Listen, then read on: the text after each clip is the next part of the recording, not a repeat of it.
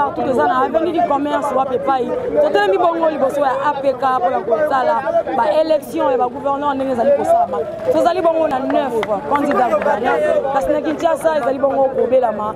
Baimboka baleli ezala bongo Laurent Batumona pe bayi ya deo kasongo pe bazali kasi. Soli kota ne ba militant bazali ko ndongwana na ba policier pour l'ankoluka kakabima candidat o bango balingi. Tokuta bino na sima. To landa ndenge ba élection ezali ko zela.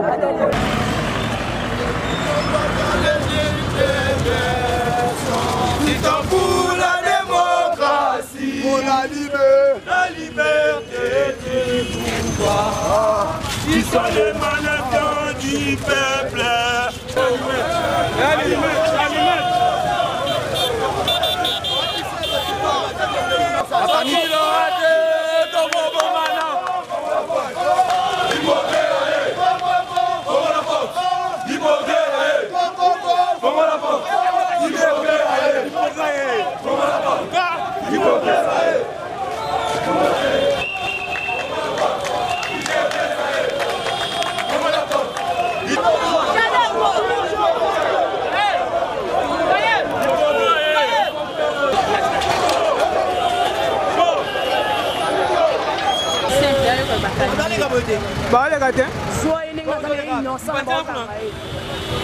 Partout bakangi. Il va bétailler.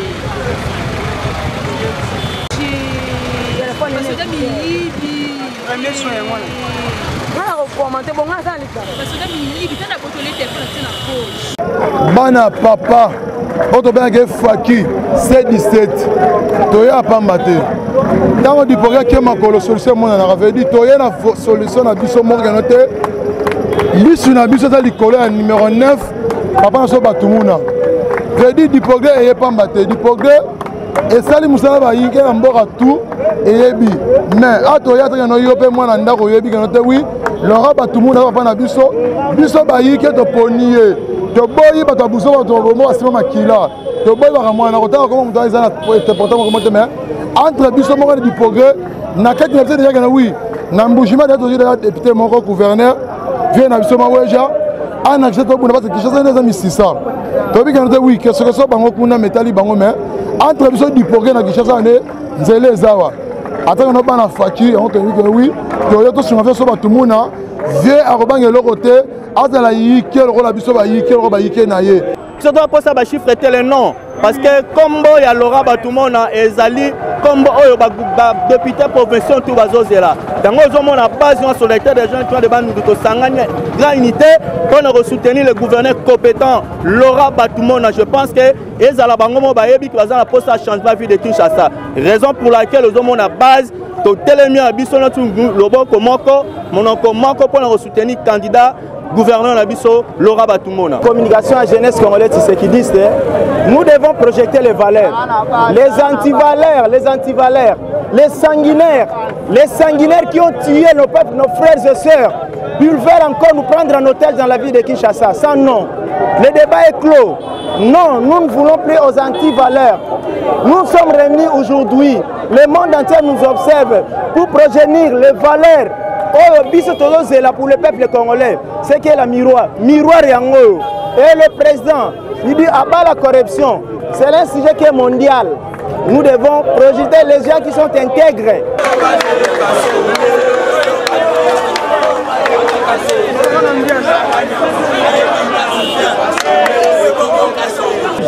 Bisso ba jeune, il y a ville, il y a Kinshasa et précisément la force du progrès. Totelemi lelo oyo nanzela et non pour créer des bavures, non pour créer des désordres, non pour casser, mais totelemi juste pour déclarer notre droit au Ezali, droit Nabiso dans notre pays qui est l'RDC, la République démocratique du Congo. Notre président de la République, Félix Antoine Tshisekedi, a voulu que le pays puisse changer. Nous ne voulons pas des André Kimbuta. Ce sont des valeurs. Ils ont gardé des poubelles. Ils ont gardé des poubelles dans cette ville. Plusieurs poubelles dans cette ville. Nous voulons. Non. L'open élection à gouverneur. Tous les tandis à Baza soutiennent à Bissonyoso et dans la Laura Batumona.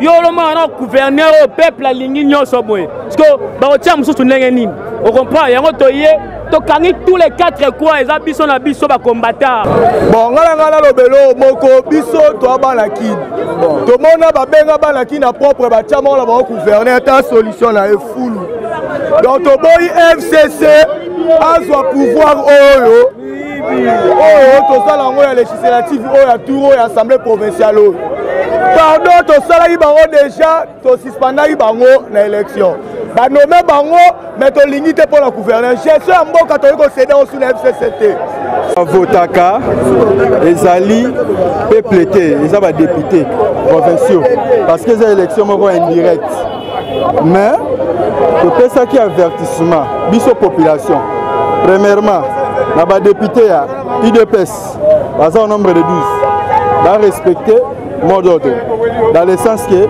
basalela sentiment te tozowe l'intérêt ya peuple va voter à l'ordre dispersé te va voter selon ndenge bazwi ba instruction pe tosengi na bandeko ba différentes plateformes oyo baza na ba regroupement politique différent basalela sentiment te basalela ba tendance politique na bango te to ba appartenance politique na bango te basala un choix judiciaire choix oyo comporter un plus pour intérêt ya peuple na 2006 bayebi muto ba votaka tala conséquence lelo soki bapesi biso mutu oyo akorespecte baprincipe oyo population aza kolinga na ville ya Kinshasa bayebake ekozala malamu yango wana topesi chance na Laurent Batumoni ya solo bino moko bozali komona ndenge baélection ya bagouverneur ezali kozelama awa liboso ya APK Assemblée provinciale de Kinshasa na yango mingi oyo bazali kozela balobi ke baporte chaud na bango epai ya Laurent Batumoni oyo bango bazalaki bongo batémoin oculaire nde balandaki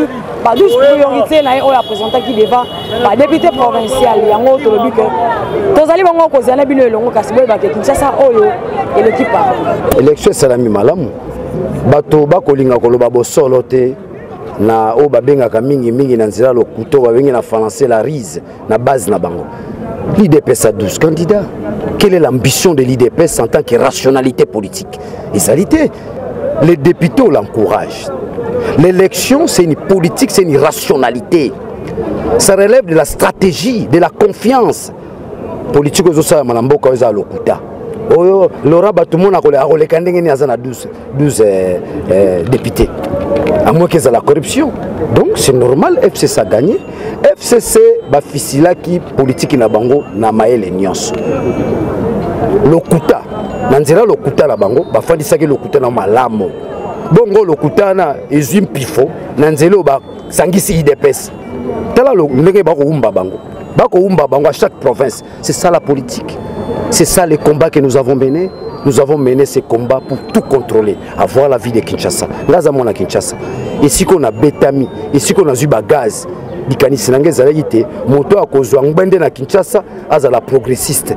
Moto à cause de na Kinshasa, à la moko à moto à changement. T'as les sika ba bradé combat na biso. Fancy Bala lobby, hein? Dans un pays, eux ont géré ba journée sababola, ils ont bon danger. Botanga yango, mais un livre comme ami, hein? Si la presse n'existait pas, il n'y a pas de démocratie sans la presse.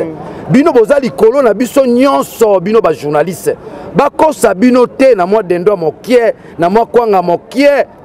Soki bino bo telemi Congo et telemi. La démocratie n'est pas avoir son sens dans sa beauté. Ceux qui ba jeunesse ba s'engager na bitumbaye. Bino ba jeunesse bo tambola bo lukate. Boni libalo IDPS na FCC. Mokanda nini o lokasa nini ba komaka ezali. Nako dévoiler d'emblée te awa. Bébé batongo to yebaka te. Ngobilazana. Be moto to yebaka te. Auti yumbi parachute Kinshasa. Zola nangai. Be batuwa na changement au biso tozalaki ne likia nango ezali changement ya makanisi ya sika maele ya sika bato ya sika bongo tokomi komona bato ya kala maele ya kala mibi pe ya kala Kinshasa l'équipe partout tozali awa na coin wapi pa tozali kotala ndenge ba base bazali ko accompagner ba candidat na bango ba candidat gouverneur pe tozali komona bongo mbutu tozali ko salama entre ba population na ba policier to ebite zali nini to tuna na bango moko va expliquer biso to mbutu mutongo ezali du ya quoi to nanga pona nga Gentini ana capacité na ko diriger ville te mutu kutu o azaki ndeko na ye atiki ba immeuble ba fulu awa ye ba pesi ye moi eloko moko ya mukie to lo baka lo quartier yumbi akoki yango te ba travailler na ye moko anniversaire la futa ka bango te ye bango loko ba mesani ba mafia batamboli na batambusa ba saki pona mbongo ya to déboulonner bango tozo déboulonner bango na bato balobi ke Fati aza nommé tokolakisa bango musala ye Gentini biso to lingi ete pe to yebi mutuka mwasi na tambola kanango Gentini to lingi ete il s'agit ko balusa ba élection to bandelango to ko bandelango aza na capacité ya ko diriger ville te aza na capacité te tala président atanga botanga gouverneur atanga ibotanga gouverneur biso to la kanda biso to bundeli mboka oyo. Et ceci, il y a un colonel qui vient d'arrêter un père de ce côté-là. Lorsqu'il lui a arrêté, lui a ravi ses téléphones qu'il avait et d'autres choses. Et après, il lui annonce que votre Félix là était nommé, il n'était pas élu. Un colonel.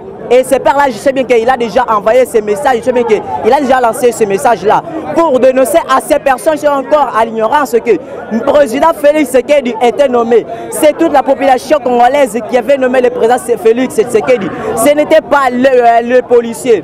Lorsqu'on était parti au vote, les policiers n'étaient pas là.